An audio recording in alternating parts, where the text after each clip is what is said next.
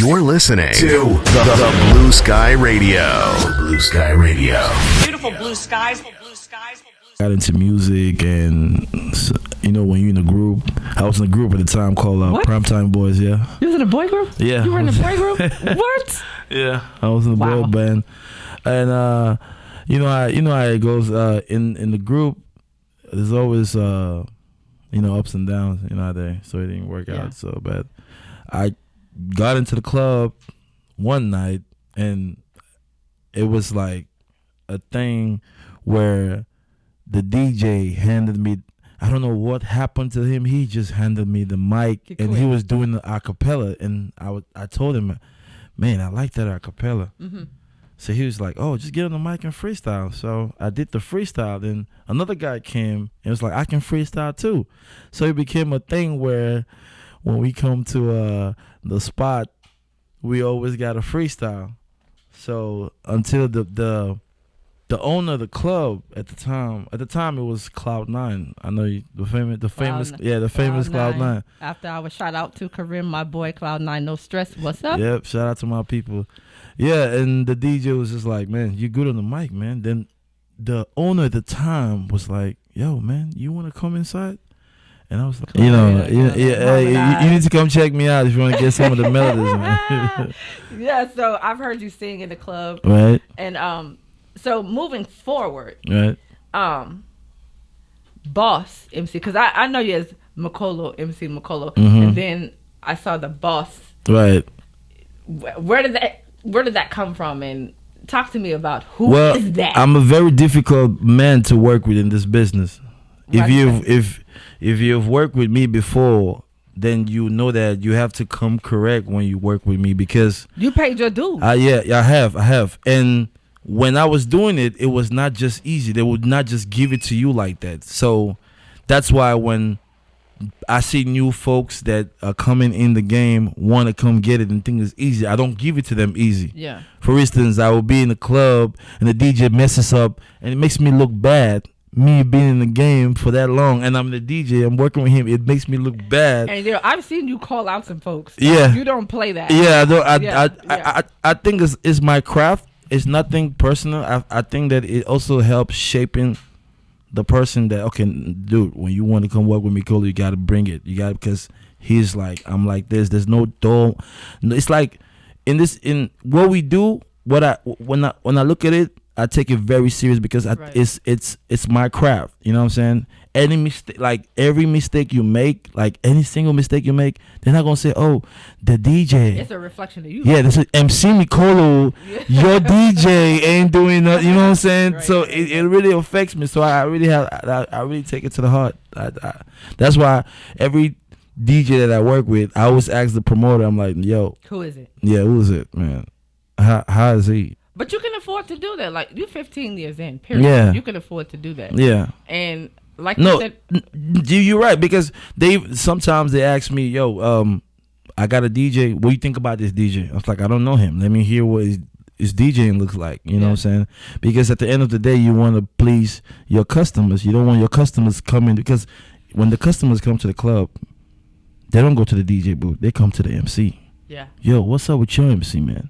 Can you tell your MC to play this? And I'm one of them. Yep. I'm one of them. Period. Yep. Yeah, Mikolo, can you tell your MC? I'm like, damn, I gotta deal with this young. Ain't nobody on the dance floor. Yeah, nobody dancing. What are you doing? Yeah. So, like, how hard has it been? Like, the struggle? Because, like you said earlier, mm-hmm. You got some young folks coming into business. They see the hype. They see the hype. They see the glam. They see the lights.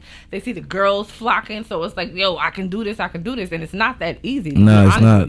So what's that struggle been like? How can you school them to, get them to realize, like, you literally have to pay dues. You have to be under someone's tutelage in order to get the accreditation that I have, that you have, not me, but you. Yeah. What I normally tell, like, a lot of people be like, Mikolo, bro, I've been watching you, you know what I'm saying? Like, even from Dallas, I've had people approach me from Dallas, Austin, and ATL. Yo, I've been watching you, bro. How do you do it, bro? Because day and night, you in and out, you do it. How do you do it? And I tell them, you have to be passionate about anything that you do.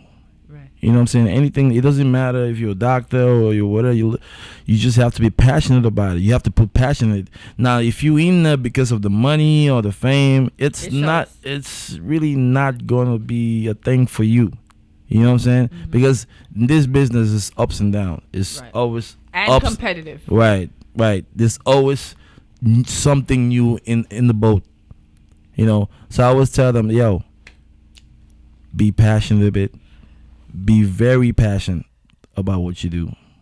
Right. And being passionate also means preparation. Yes, you have to prepare yourself mentally, physically, because what I do actually takes a lot. People don't even understand. By the time I go home, oh my God, it's done for me. Yeah, I've seen you on live coming in 3, 4, 5, 6, 7, 8 o'clock in the morning, going from this club, emceeing, going to that club, the after hour, then going to another after hour. Then you come in, you eating breakfast. I'm like, yo, you've been at it like since 9 o'clock. It's late nights, early mornings. Right, and that's tough, especially if you have a personal life and you have a family. Oh, you're not. I know you're not. You know, I'm really pretty much international when it's from the Caribbeans, the American or African. I'm even in the American. Europe. I'm like into it all, but it's just that the community that we in is so small, so everything just falls in that department. Do you think that the community? What do you mean, like the Afro pop diaspora? No, it's when I say community, I didn't want to say the people. When they see that, like when my name is mentioned, they automatically they put me in that box. Okay. You know what I'm saying? They don't like automatically be like, yo, this guy can be dominated. Like the most thing I've ever heard from somebody, like, bro, you are the most dangerous MC that I know, because your presence when you walk in anything that you do, like you demand that respect. I can see that. I can totally see that. And it's not that I'm doing it to intimidate somebody. None like that. It's just my personality as a person, you know. And when I come to work with a presence. I bring it all to the table, you know. Right. Yeah. And it's not easy being able to keep people entertained and mesh that in with the music and talking. That's a hard job. Yeah, that means you have to know you got to be on top of your game with the music that's current. Right. You got to be able to have a feel for the audience. And that's a hard job, man. It's very hard. It's very hard, and I would feel like I would run out of words. I wouldn't even know what else. A lot of people, a dead space. Like I don't know what to say. Hello, knock joke. What? I don't know. A lot of times, it takes the best out of me, but when you get that encouragement, people come to you like, good job.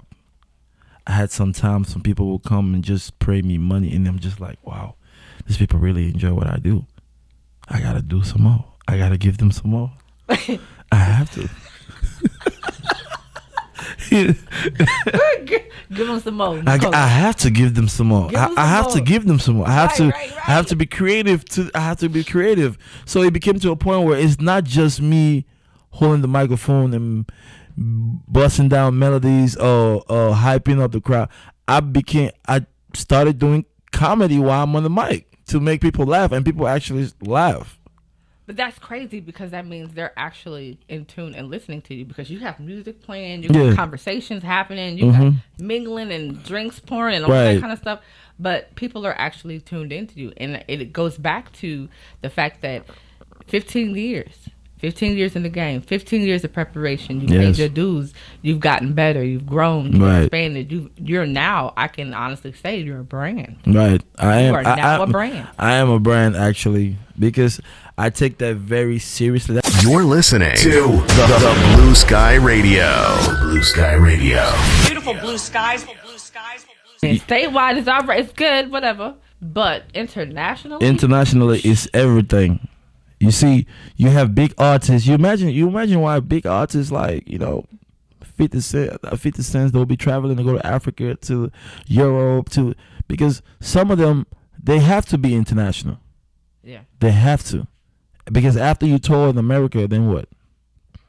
There's Europe, there's Africa, there's other continent. So you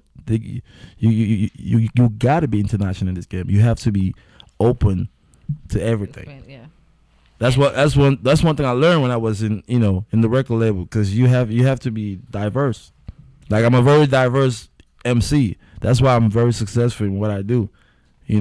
I've done a Spanish gig, and I don't even speak Spanish. Because I was definitely about to tell you to speak some Espanol. Oui, dámela, mami, dámela. Oh, that's all you know how to say. Yeah. Give me, mommy, give me. Okay. Okay, puppy. Okay. Fuera. Crazy. Crazy. Yeah. Yeah, but internationally, like, and what's cool, I'm going back to the motherland. Mm-hmm. What I noticed about artists that come from the motherland, Right. man, they get so much support. Yes, they get. I mean, they do. They Diamond do. Platinum. They do. These concerts sold out arenas. They do. That's crazy. They do. And the thing is that Africa artists, they're like, I don't know the word. Like, I don't know, rock stars. Right now, they're becoming like rock stars. Like, look at like the especially the name you just called, Diamond Platinum. He's like a rock star in this country. Yo, maximum respect to him. He is the country. He's the when he steps out, it look like the president is coming out. Right. The whole community is out there cheering for him, and I think that we should do the same thing. I think this is why we build the idea of Zofo Fest, because we also want to support the upcoming artists. Right. We don't always have to wait for all the big names to come in town before we actually boost up. And I really try to encourage a lot of people to come support. Right now I'm trying to, in the next project, maybe in the next 2 years, I'm trying to look for an artist which I can base my management. Yeah, because there's so much talent in Africa.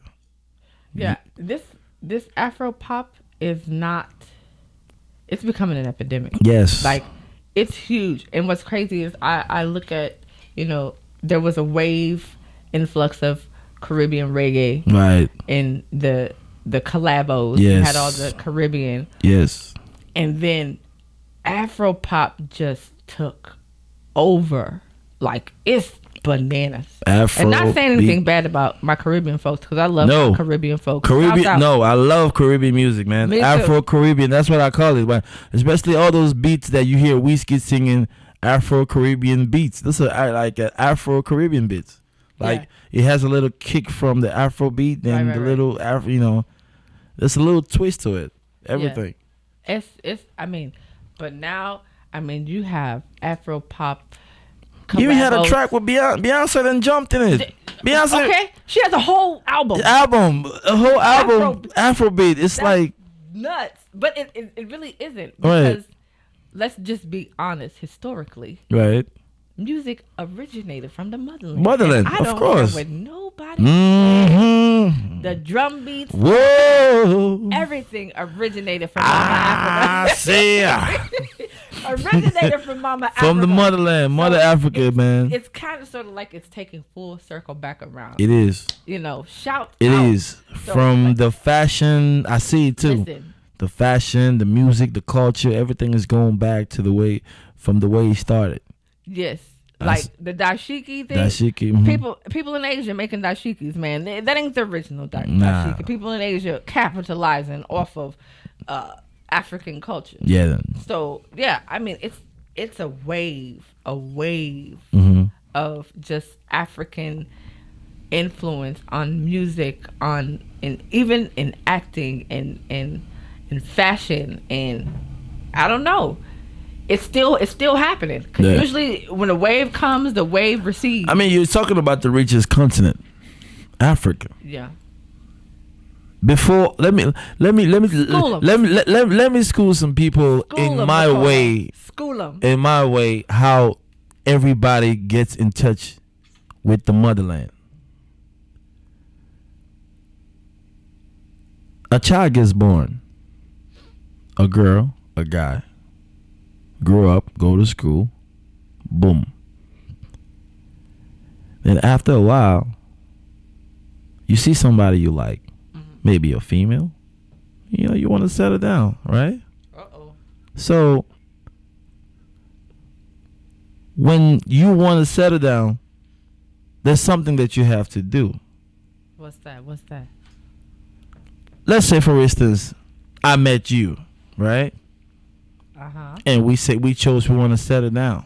We've talked about it, but we've never. You're listening to the Blue Sky Radio. The Blue Sky Radio. Beautiful blue sky. The Blue Sky Radio.